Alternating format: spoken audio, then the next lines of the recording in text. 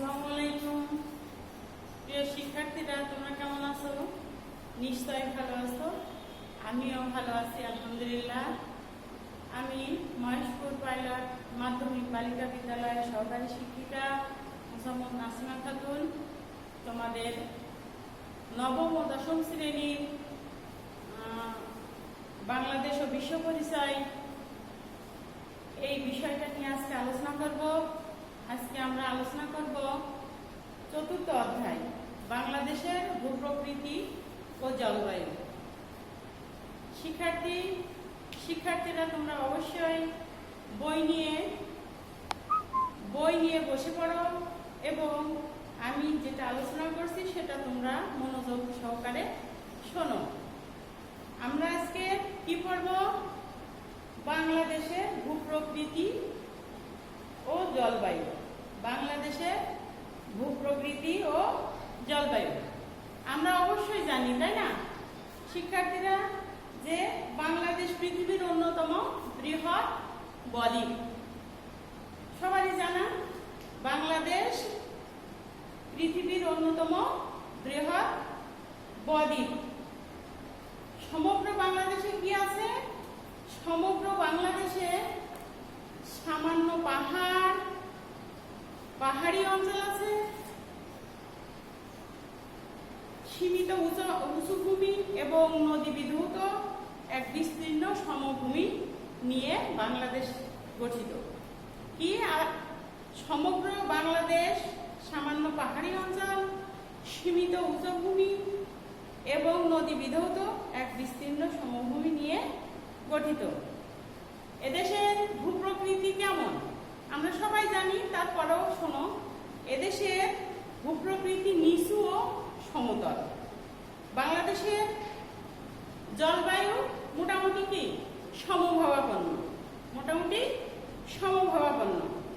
জলবায়ুর উপর মৌসুমী বায়ুর প্রভাব একটু বেশি। আমরা কি বলতে পারি? জলবায়ুর উপর মৌসুমী বায়ুর প্রভাব খুব বেশি। তাই বছরে কি বিভিন্ন সময়ে বিভিন্ন ঋতুর আগমন ঘটে এবং বিভিন্ন ঋতুতে এদেশের জলবায়ু তারতম্যের কারণে কি হয়, আমরা কখনো কি গরম অনুভব করি, আবার কখনো শীত অনুভব করি। এবং এই জলবায়ুর কারণে কি হয়, আমাদের প্রচুর বৃষ্টিপাত হয়। ফলে অতিবৃষ্টি, অকাল বন্যা, জলোচ্ছ্বাস প্রভৃতি মানুষের জীবনকে কি করে দেয়? প্রভাবিত করে। তাহলে কি আমরা এই অধ্যায়ে কি পড়ব? বাংলাদেশের ভূপ্রকৃতি, জলবায়ু এবং প্রাকৃতিক দুর্যোগ সম্পর্কে আমরা জানব। শিক্ষার্থী বন্ধুরা, অবশ্যই তোমরা বই খুলেছ, তাই না? আমরা কি করব? প্রথমে আসি বাংলাদেশের ভূপ্রকৃতি। প্রথমে কি? বাংলাদেশের ভূপ্রকৃতি, তাই তো? বাংলাদেশের ভূপ্রকৃতি কি? বাংলাদেশের ভূপ্রকৃতি পলল গঠিত একটি আর্দ্র অঞ্চল। কি? বাংলাদেশ পলল গঠিত একটি আর্দ্র অঞ্চল। কি বুঝতে পেরেছ? উত্তর পূর্ব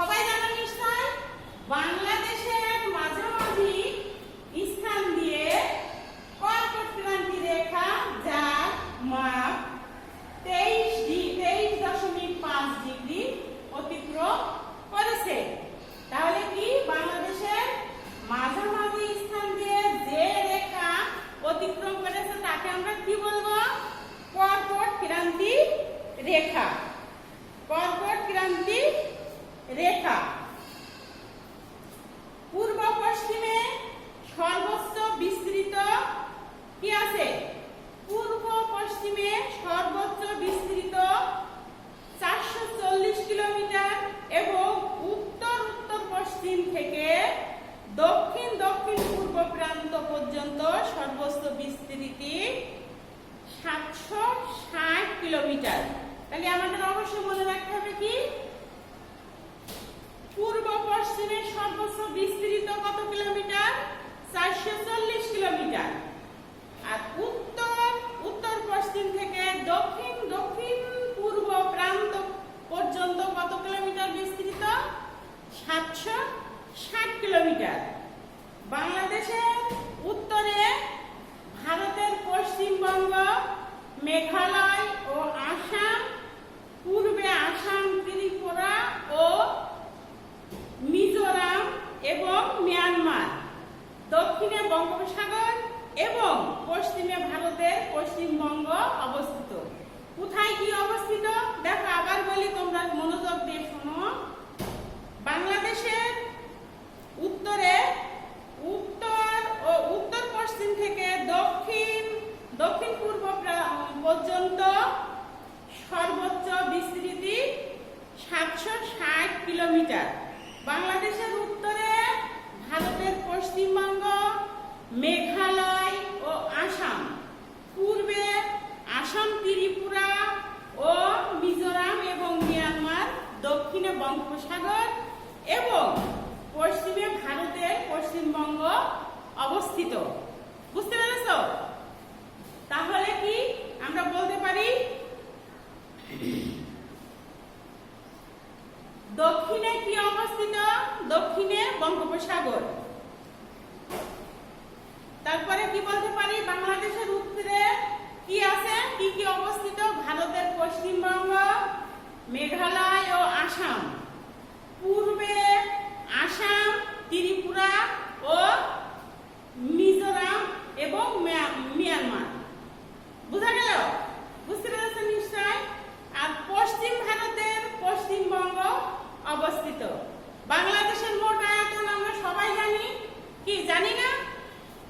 হ্যাঁ, তোমরা অবশ্যই জানো। বাংলাদেশের মোট আয়তন 1,47,570 বর্গ কিলোমিটার বা 56,977 বর্গ মাইল। কি বুঝতে পেরেছেন নিশ্চয়? আমি আবার বলছি, বাংলাদেশের মোট আয়তন কত? 1,47,570 বর্গ কিলোমিটার, এবং আমরা যদি বর্গ মাইলে বলি তাহলে হবে কত? 56,977 বর্গ মাইল। কি বুঝতে পেরেছেন নিশ্চয়? এবার আমরা আসবো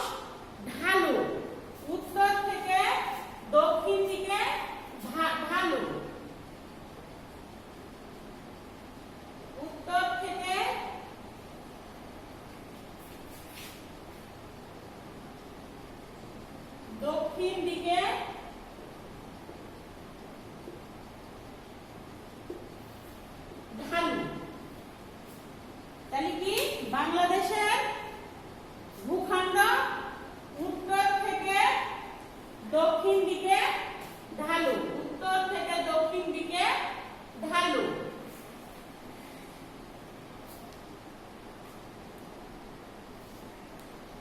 ফলে এইসব নদ নদী, উপনদী ও শাখা নদীগুলো উত্তর থেকে দক্ষিণ দিকে বঙ্গোপসাগর অভিমুখে প্রবাহিত হয়েছে। ফলে কি হয়েছে, উত্তর থেকে এইসব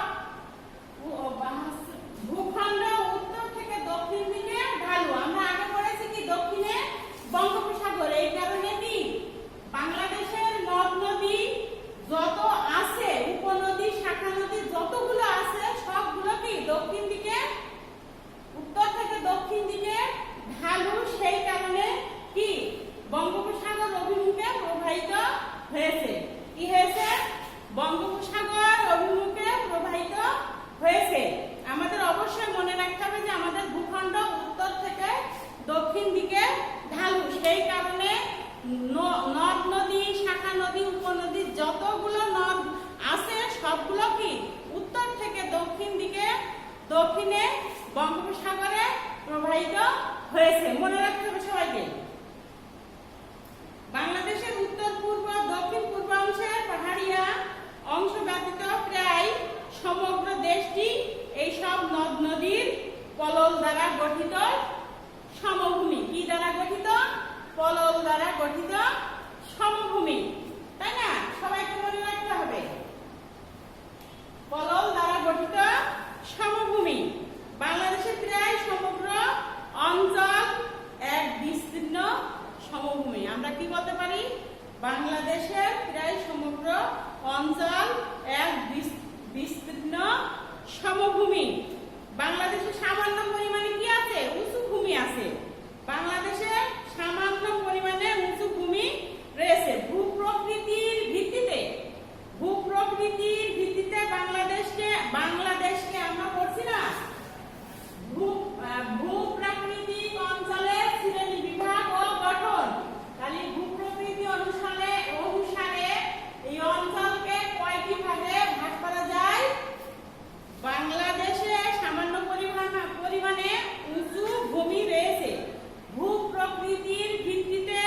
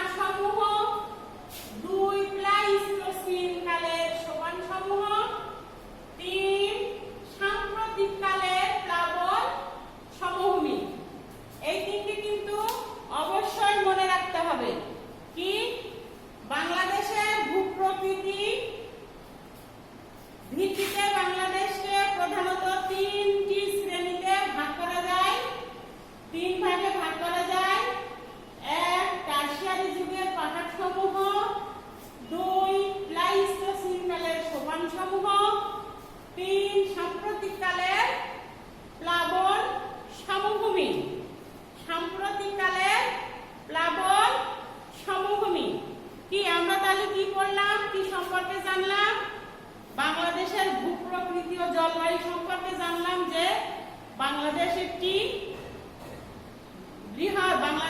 পৃথিবীর অন্যতম বদ্বীপ, আর সমগ্র বাংলাদেশ কি সামান্য পাহাড়, সীমিত উঁচু ভূমি এবং নদী বিধৌত এক বিস্তীর্ণ সমভূমি নিয়ে গঠিত। এদেশের ভূপ্রকৃতি কেমন?